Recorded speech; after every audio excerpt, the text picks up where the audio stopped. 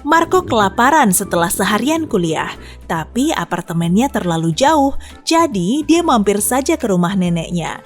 Dia tahu neneknya itu selalu punya makanan lezat, tapi si nenek agak unik. Tamunya harus memecahkan teka-teki dulu agar bisa makan sepuasnya. Sekarang pun sama saja, dia memberi Marco secari kertas sambil berkata, "Ingat ini baik-baik saat kelak kamu temukan belahan jiwamu ya." Di situ tertulis, nyawa, badan, badan. Apa kamu paham maknanya?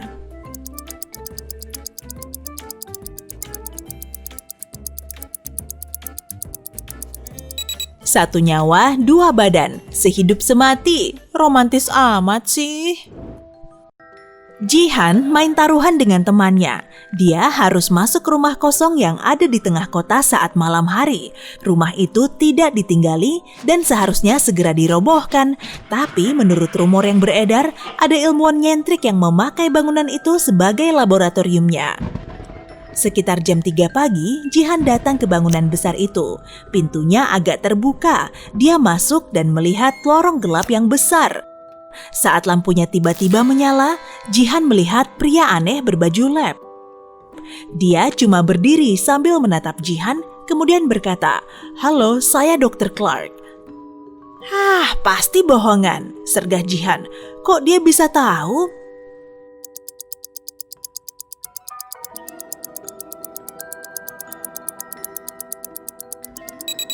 Meski sosok si ilmuwan memantul di cermin, bayangannya tidak ada di lantai.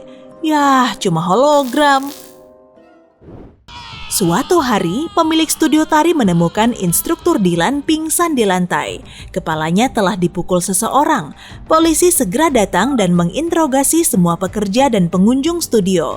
Petugas berhasil mengumpulkan 3 tersangka. Claudia, seorang pengunjung tetap, mengatakan dia tidak datang ke studio beberapa hari belakangan karena sedang berlibur ke pantai. Nathan, instruktur lainnya, menjelaskan kalau temannya menelepon untuk meminta bantuannya, jadi dia sudah meninggalkan studio saat Dylan datang. Laila, pacar Dylan, mengaku kalau mereka telah bertengkar pagi itu, tapi kemudian dia pergi ke rumah sahabatnya untuk curhat. Polisi langsung mengetahui siapa yang memukul Dylan.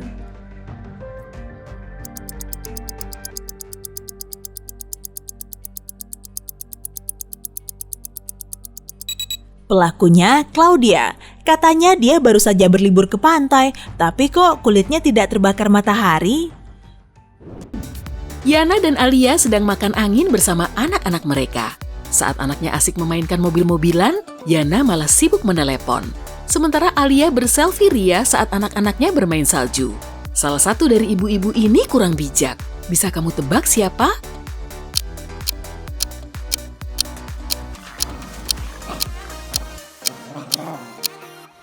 Alia. Anak-anaknya terlalu jauh dari jangkauannya. Lapisan esnya juga retak. Tapi Yana sangat dekat dengan anaknya sehingga dia bisa melindunginya. Keluarga Pak Joyo dan Pak Samsul sedang menikmati waktu di rumah aja. Keluarga Pak Joyo begitu asik menonton film saat sang anak duduk di dekat makanan kucing. Sedangkan keluarga Pak Samsul sedang berkebun. Bayi mereka memegangi cacing tanah. Anak siapa yang keselamatannya lebih terancam?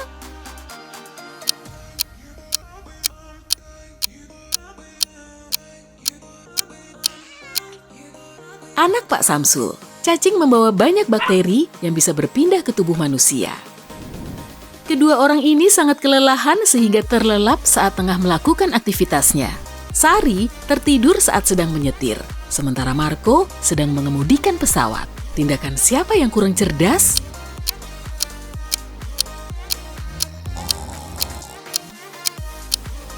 Tindakan Sari. Saat pilot tertidur, kopilot bisa mengambil alih tugasnya. Tapi tidur saat sedang menyetir mobil jauh lebih membahayakan. Fadil dan Diana pergi berenang. Diana ingin berlatih agar jadi peselancar pro dan Fadil hanya ingin bersantai di danau. Salah satu dari mereka melakukan kesalahan besar. Kamu tahu siapa orangnya?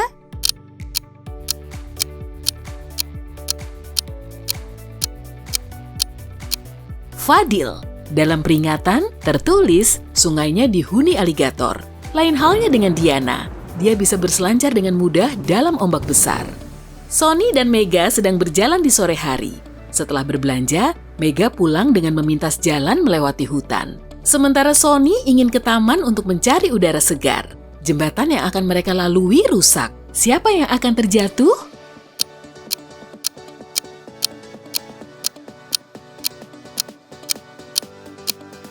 Mega. Sony berjalan sambil memegang tongkat, sehingga bisa tahu saat tongkatnya tidak menyentuh tanah di depannya. Sementara Mega lebih tidak fokus karena pandangannya ke arah depan, bukan ke tanah. Mira dan Linda membawa bayi mereka berjalan-jalan. Mira pergi ke pantai dan Linda pergi ke taman. Tapi hujan mulai turun, mereka memang membawa payung. Tapi ibu mana yang kurang bijak?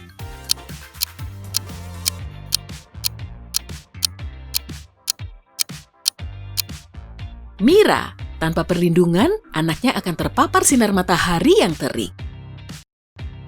Susan dan April sedang berakhir pekan bersama anak-anak mereka. Susan membawa putrinya ke pantai. Saat tornado dahsyat mulai mendekat, Susan sedang berselfie ria. Sementara April menaruh bayinya di bak mandi saat dia sedang berselfie sehingga kurang memperhatikan. Ibu mana yang kurang bijak?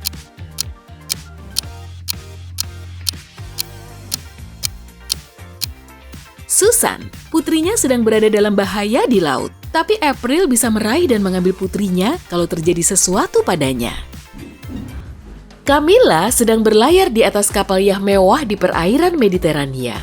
Suatu pagi, dia bangun dan sadar kalau semua cincin mahalnya telah dicuri. Camilla segera mendatangi dan meminta kapten kapal untuk mencari perhiasannya. Si kapten bertanya pada kru dan penumpang lainnya dan menemukan 3 tersangka. Matteo, si awak kapal, berkata pada sang kapten kalau dia tengah sibuk mengisi ulang peralatan scuba untuk penyelaman pagi hari. Andrew, si koki, berkata kalau dia sedang menyusun menu untuk 1 minggu ke depan. Dia tidak memperhatikan apa yang terjadi di sekitarnya. Stella, penumpang lainnya, mengaku kalau dia lelah setelah menyelam kemarin. Dia tidur dan baru terbangun saat sang kapten datang menanyainya. Setelah berpikir selama beberapa menit dan melihat ke sekitar, si kapten kapal menyadari siapa pelakunya. Apa kamu juga bisa menebaknya?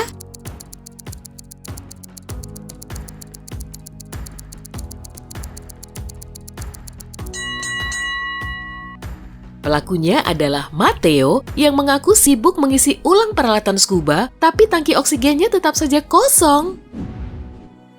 Mark, direktur di perusahaan miliknya sendiri, datang ke kantor dan menyalakan komputernya. Beberapa menit kemudian, dia melompat dari kursinya, mengambil telepon, dan menghubungi kawannya Lucas, detektif di kepolisian.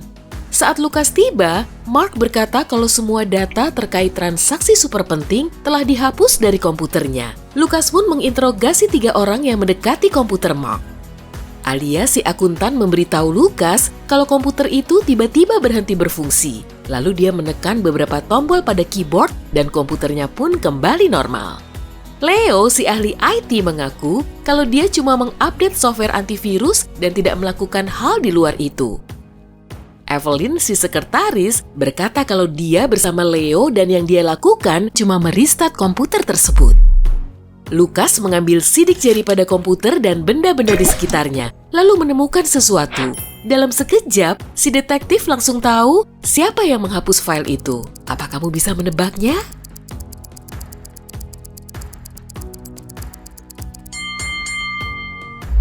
Tidak ada sidik jari pada keyboard, artinya Alia berbohong.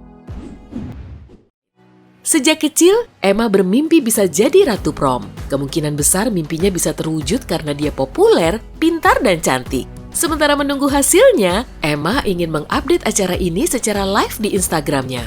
Sayangnya, tidak ada wifi atau sinyal di gedung olahraga sekolah tempat acara ini berlangsung. Awalnya Emma kecewa sekali, tapi kemudian perhatiannya teralihkan pada perkataan MC. Sekarang kita akan mengetahui siapa Raja dan Ratu Prom malam ini. Tunggu. Mana kotak berisi hasil pemungutan suaranya? Seseorang telah mengambil kotak suara dan melempar isinya ke kolam renang. Semua isinya basah dan tidak bisa dibaca. Kepala sekolah punya 4 tersangka. Eva berkata kalau dia berdansa sepanjang malam sama seperti siswa yang lain. Steve mengaku kalau dia meninggalkan gedung olahraga selama 1 atau 2 menit untuk menjawab telepon. Dia langsung kembali kok dan melanjutkan berpesta.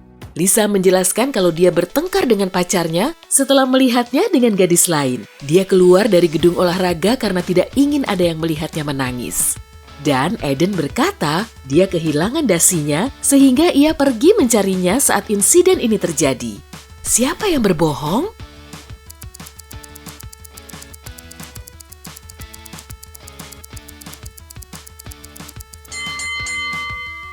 Steve, dasar pembohong. Tidak mungkin dia meninggalkan gedung olahraga untuk menerima telepon karena di dalam sana tidak ada sinyal. Kamu diajak memasuki ruangan. Di situ ada 3 tangki besar berisi air asin. Kamu harus berendam di salah satu tangkinya selama 5 menit. Dia berjanji akan meloloskanmu kalau kamu bisa selamat. Tangki pertama berisi 6 ekor hiu putih besar. Tangki kedua berisi 70 ekor ikan piranha. Tangki terakhir dipenuhi ubur-ubur kotak yang berbahaya. Di tangki mana kamu bisa hidup?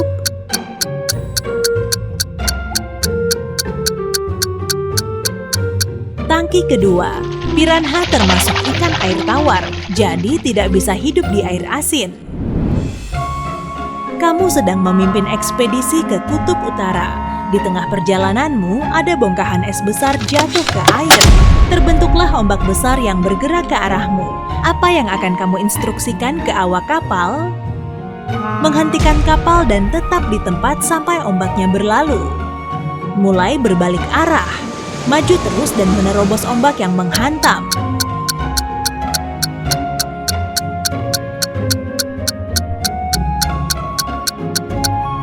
Cuma dengan menerobos ombak, kapal akan mendapat keseimbangan. Pilihan lainnya akan membuat kapalmu terbalik. Kamu terjebak di ruangan yang perlahan dipenuhi air. 6 menit lagi pertolongan akan datang, tapi airnya akan penuh cuma dalam 2 menit. Di lantai ruangan terdapat ranting, sedotan, dan ember. Mana yang bisa membantumu mengulur waktu?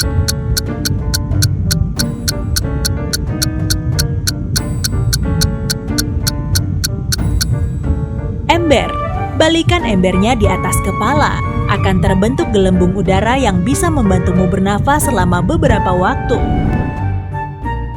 Saat berkemah, kamu lihat ada beruang coklat garam terus mendekatimu. Apa yang harus kamu lakukan? Berlari secepatnya. Menjatuhkan diri ke tanah dan pura-pura pingsan. Tetap tenang dan diam.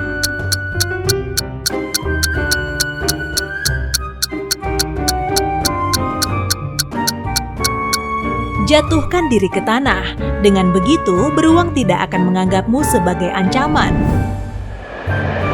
Ali terperangkap di kutub utara yang dingin. Daud tersesat di gurun tanpa busana. Siapa yang akan pingsan duluan?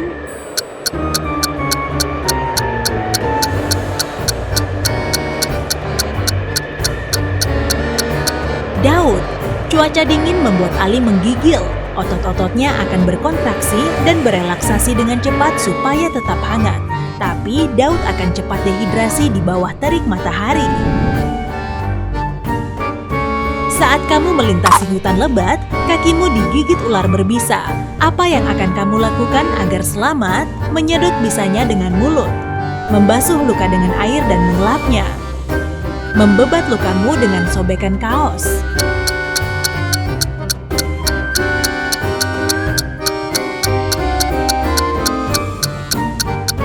Yang ketiga, membebat luka agar bisanya tidak menyebar ke bagian tubuh lainnya. Hesti seorang insinyur komputer. Dia berpeluang emas untuk bekerja di sebuah perusahaan teknologi besar. Dia menghadiri wawancara, tapi tidak ada perekrutnya. Hanya ada ruangan gelap dengan tanda kecil yang menyala. Ya ampun, ini selalu terjadi padaku. Saat dia mendekat untuk membacanya, pintu elektronik di belakangnya tertutup dan lampu-lampu merah mulai berkedip. Saat itulah dia melihat sebuah meja dengan 5 tombol. Sebetulnya tombolnya cuma 3. Hah, kamu memang sulit dikecoh. Di dinding tertulis peringatan. Hanya 1 tombol yang bisa membantumu meloloskan diri. Kalau dia menekan tombol pertama, 3 pintu lagi akan terbuka di hadapannya. Tombol kedua akan mematikan aliran listrik. Tombol ketiga bisa mengunci atau membuka kunci pintu di belakangnya itu. Peluangnya 50-50. Tombol mana yang harus dia pilih?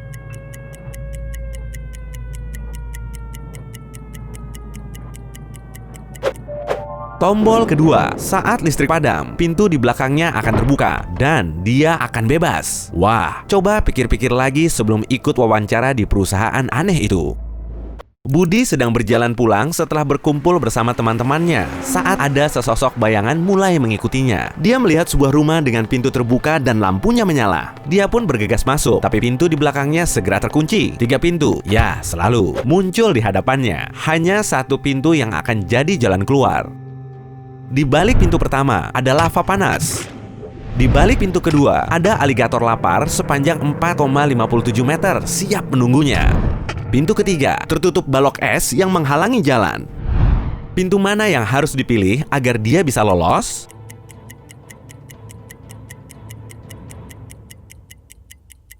Dia perlu memilih pintu ketiga dengan balok es besar, menunggunya hingga meleleh, lalu melarikan diri. Semoga dia membawa banyak makanan. Bisa-bisa dia perlu menunggu seminggu penuh. Suatu hari, Miko pergi bertualang. Dia sudah berjalan selama berjam-jam hingga akhirnya menemukan tempat yang nyaman untuk mendirikan tenda. Pada pukul 1, terdengar tetesan air di atap tenda. Dia keluar dan melihat badai petir dahsyat sedang mendekat. Dia harus memilih satu dari 3 pilihan untuk menyelamatkan diri. 1. Menuruni bukit ke tempat datar yang dipenuhi bebatuan. 2. Mendaki gunung lebih tinggi. 3. Menuju ke dekat pepohonan. Pilihan mana yang paling aman?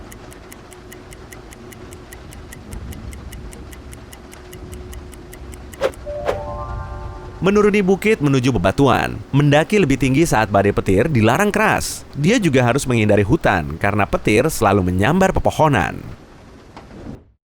Sonny, seorang fotografer alam yang sedang menjalankan misinya di hutan Amazon. Saat menjelajahi rimba, dia tersesat. Air minumnya cukup, tapi dia kehabisan makanan. Syukurlah, dia melihat sebuah keranjang piknik usang. Di dalamnya hanya ada 3 produk yang bisa dia makan, tapi yang teraman cuma 1.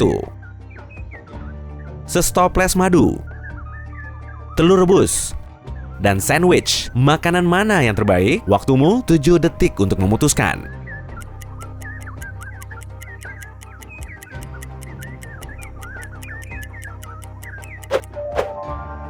Madu, walau dibiarkan selama berbulan-bulan ataupun bertahun-tahun, madu tidak akan basi. Suatu hari, sipir penjara tidak sengaja mendengar sebuah rumor. Ada yang berniat kabur dari penjara. Para penjaga memperhatikan semua tayangan dari kamera pengawas dan mendapati 2 wanita bersikap mencurigakan. Salah satunya mantan Bina Ragawati, berotot, berambut pendek, dan tubuhnya penuh dengan tato. Yang satunya lagi tenang dan pendiam.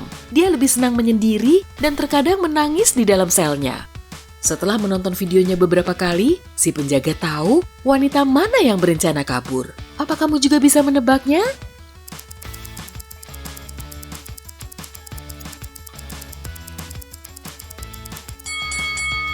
Narapidana yang kedua. Ada alat pengikir di dalam rotinya, dia bisa menggunakannya untuk melewati jeruji besi.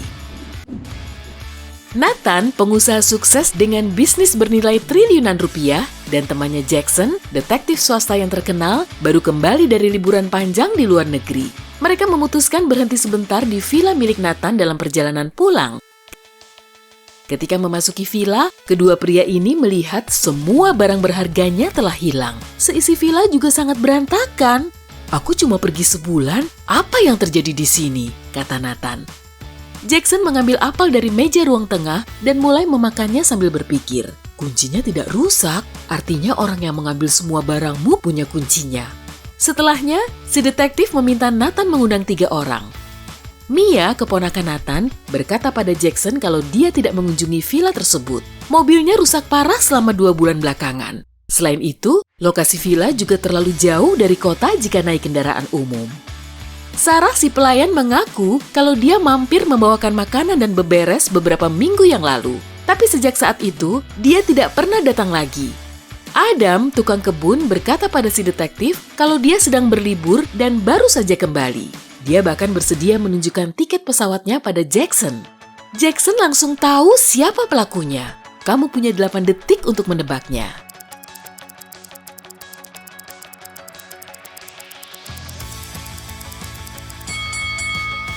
Pelakunya adalah si pelayan.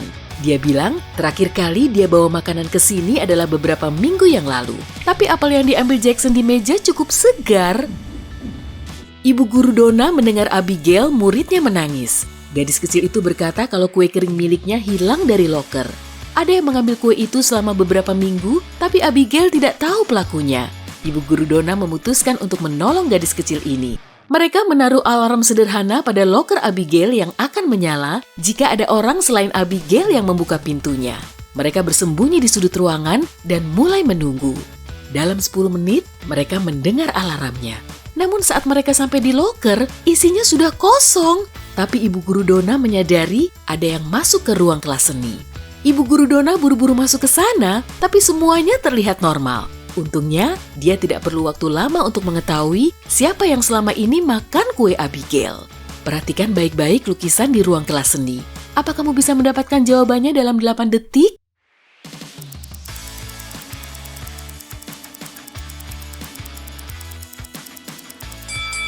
Itu loh, gadis yang paling kiri. Lukisannya hitam putih, tapi di paletnya hanya ada beberapa warna biru. Ya, mungkin remahan kue keringnya juga jadi petunjuk. Bisa jadi kan?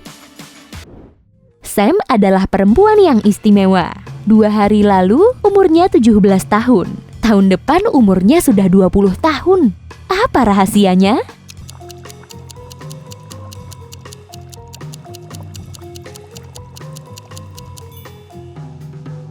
Sam bukanlah penjelajah waktu. Dia lahir pada 31 Desember. Jadi, kalau hari ini tanggal 1 Januari, maka 2 hari lalu umurnya 17. Dia berumur 18 tahun besok harinya dan akan berusia 19 pada hari terakhir tahun ini, dan tahun depan dia akan berumur 20. Ini adalah hari olahraga nasional di sekolah dan semua anak berlari menempuh jarak yang sama. Setiap anak diberi peringkat berdasarkan pencapaiannya. Billy ternyata menjadi pelari paling cepat ke-50 sekaligus paling lambat ke-50. Ada berapa murid yang ikut berlari?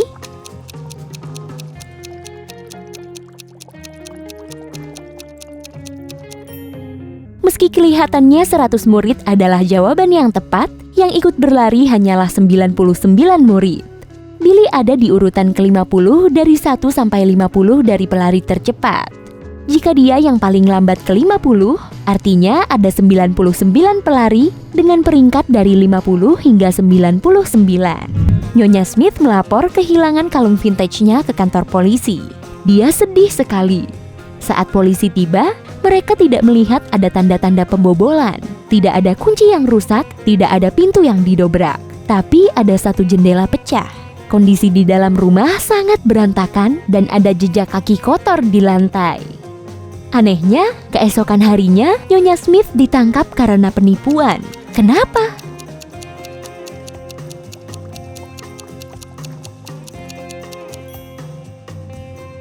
Polisi yakin Nyonya Smith menipu mereka karena jendelanya pecah dari dalam. Kalau pecah dari luar, akan ada pecahan kaca kecil di lantai kamar.